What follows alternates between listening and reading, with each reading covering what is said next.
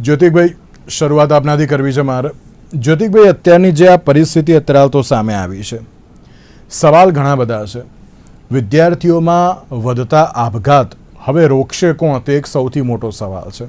પણ જ્યોતિકભાઈ, આ બધી જ બાબતમાં આપને કદાચ યાદ હશે, અમદાવાદના રાણીપ વિસ્તારમાં નીટની પરીક્ષા આપવાની હતી, તેના 3 દિવસ પહેલાં એક વિદ્યાર્થીએ આપઘાત કરી લીધો હતો.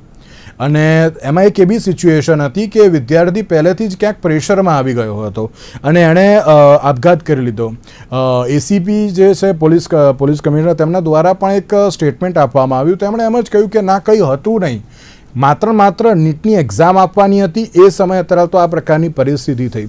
જ્યોતિકભાઈ, આમાં સૌથી પહેલો સવાલ તો એ થતો હોય છે કે ઘણા બધા વાલી એમ વિચારતા હોય છે કે મારો છોકરો પ્રેશરમાં છે, કે મારી દીકરી અત્યારે તો પ્રેશરમાં છે, અમને ખબર નથી પડતી કે અમે કઈ રીતે અત્યારે તો જોઈએ. બટ ઓબ્વિયસ છે, તમે અત્યારે ડૉક્ટર છો, તમને ખબર પડે કે ના કઈ રીતે પરિસ્થિતિ છે, શું છે શું નહીં એમ. પણ અત્યારે ક્યાંક વાલીઓ સમજી શકતા નથી. એક એ બાબત અત્યારે તો સામે આવી છે. કઈ રીતે જોઈ રહ્યા છો જ્યોતિકભાઈ આપ પણ તેને?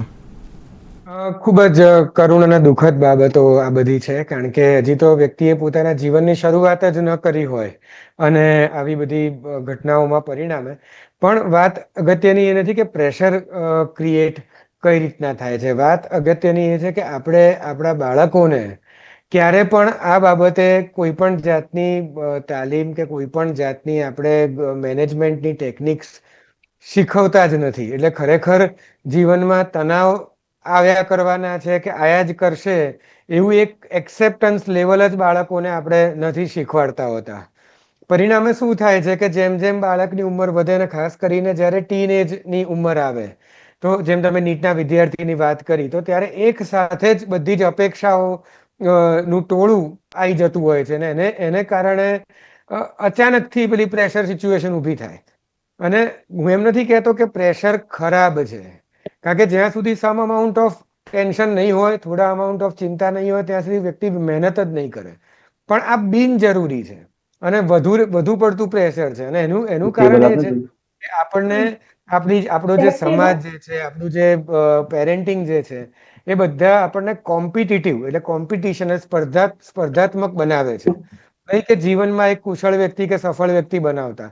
એટલે આને હિસાબે શું થાય છે કે આ બધા જ વાતાવરણ, વાલીના પ્રેશર અને સાથે સાથે તરુણા અવસ્થાના જે હોર્મોનના ફેરફાર, પ્લસ પોતાની અપેક્ષાઓ, પોતે સામે જે મહેનત કરતા હોય એ ક્યાંક ને ક્યાંક મુશ્કેલીમાં મુકાતા હોય, પ્લસ પિયર પ્રેશર એટલે બાળકોની સાથે જે ભણતા વિદ્યાર્થીઓ એ લોકોની જે વાત ને બધું છે, આ બધા જ ફેક્ટર્સ લઈએ આપણે તો બાળકોની માનસિકતા એક અધીરાઈ ફેરવાતી હોય છે અને ઇમ્પલ્સિવિટી તરફ જતી હોય છે.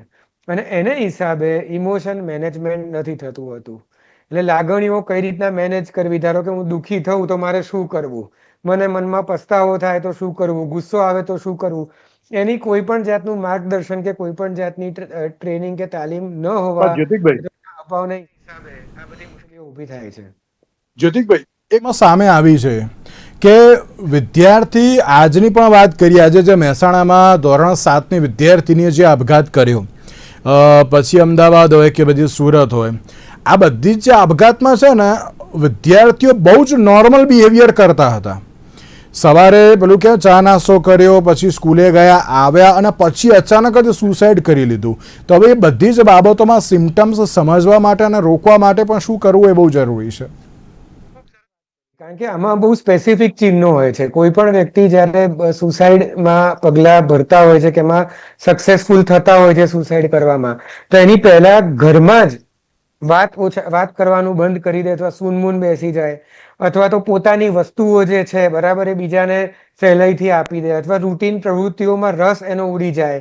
આવું ઘણી વાર તમે જે કહો છો નોર્મલ બિહેવ કરતા હોય, એ મને એવું લાગતું નથી કે નોર્મલ બિહેવ કરતા હશે, પણ એ ધ્યાન બહાર ગયેલી વસ્તુઓ છે. કારણ કે સુસાઇડના બહુ સ્પેસિફિક ચિહ્નો છે કે ભાઈ ના હોય તો નકારાત્મક વાતો કરે, પોતાના ભાઈબંધો કે બહેનપણીઓ સાથે મળવાનું બંધ કરી દે, જે આનંદની કે ઉત્સાહની વસ્તુ હોય કે જે એક્ટિવિટીઝ કરતા હોય એ વસ્તુઓ બંધ કરી નાખે અને જીવન પ્રત્યેની ગંભીર વાતો તરફ જતા રહેતા હોય. એટલે આ બહુ સ્પેસિફિક સાઇન્સ છે કે જે માણસ ઘરે ઓળખી શકે એમ છે.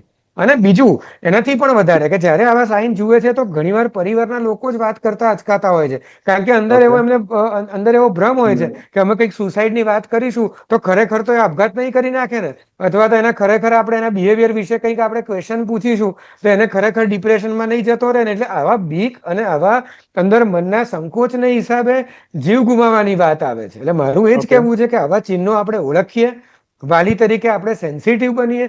જરૂરી એ જ છે કે તમે બાળકને કે તમારા ટીનને શાંતિથી સાંભળો તો તમે ચોક્કસ રીતે આ વસ્તુને આઈડેન્ટિફાઈ કરી શકશો. જી જ્યોતિકભાઈ, આ તમામ બાબતો વાત છે કે હવે બાળકોને સમજવા હવે થોડાક જરૂરી બની ગયા છે, અને ક્યાંક સમય અત્યારે તો ક્યાંક પેરેન્ટ્સ કાઢતા નથી, એ કાઢવો પણ જરૂરી છે. અને સાથે એજ્યુકેશનની વાત કરીએ તો શિક્ષકોએ પણ હવે બાળકોને સમજતા થવું પડશે. શું કહેશો આપ તેને લઈને, જ્યોતિકભાઈ? એટલે આમાં કેવું છે કે હું જે હમણાં જ ઉમેશભાઈ પંચાલ એ વાત કરી ને ઉમેશભાઈ જોશીએ બી વાત કરી કે આપણે બધા સારા એજ્યુકેશનની અત્યારે બધા ડિમાન્ડ છે, બધું સારું સારું, પણ સહજતા, સરળતા અને સાચું એજ્યુકેશન એ ક્યાંક ખોવાઈ ગયું છે. આજે આપણે જોવા જઈએ તો કેળવણીમાં પણ બધી જ જગ્યાએ કોમ્પિટિશન, કોમ્પ્લેક્સિટી, નવી વસ્તુ, એટલે જરૂરિયાત પેરેન્ટિંગની તો છે જ, ચલો બરાબર છે, પેરેન્ટ્સે તો આપણે શીખવાનું જ છે, સાથે સાથે આખા સમાજે શીખવાનું છે. કારણ કે આજે આપણે બાળકના એવા ગેરવર્તનની ચર્ચાઓ કરીએ છીએ કે જેને કારણે એ ગેરવર્તન વધતું જાય. દાખલા તરીકે કોઈ પણ બાળકે તમારો મોબાઈલ ખોલી અને એપ્લિકેશન ડાઉનલોડ કરી તો એમાં આપણે ગર્વ અનુભવીએ છીએ, જો એને કેવી સરસ એપ્લિકેશન ડાઉનલોડ કરી. પણ ભાઈ એ ખોટી વસ્તુ છે.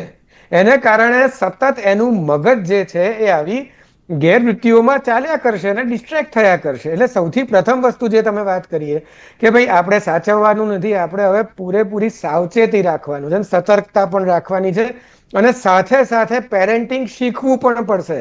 અને સૌથી મોટી પીડાદાયક વસ્તુ દરેક માણસની, હ્યુમન બીંગની શું છે ખબર છે? Reluctance to change. કોઈને બદલાવામાં રસ નથી, અને આપણે એક્સપેક્ટેશન એવી રાખીએ છીએ કે બાળક બદલાઈ જાય, ટીન બદલાઈ જાય. ભાઈ એ બદલાવ જ્યાં સુધી આપણા નહીં આવે ને ત્યાં સુધી એ જોશે જ નહીં. એટલે આ રિલક્ટન્સ ટુ ચેન્જ કે બદલાવ સામેનો વિરોધ છે એ આપણે મૂકી દેવો પડશે બાજુ પર.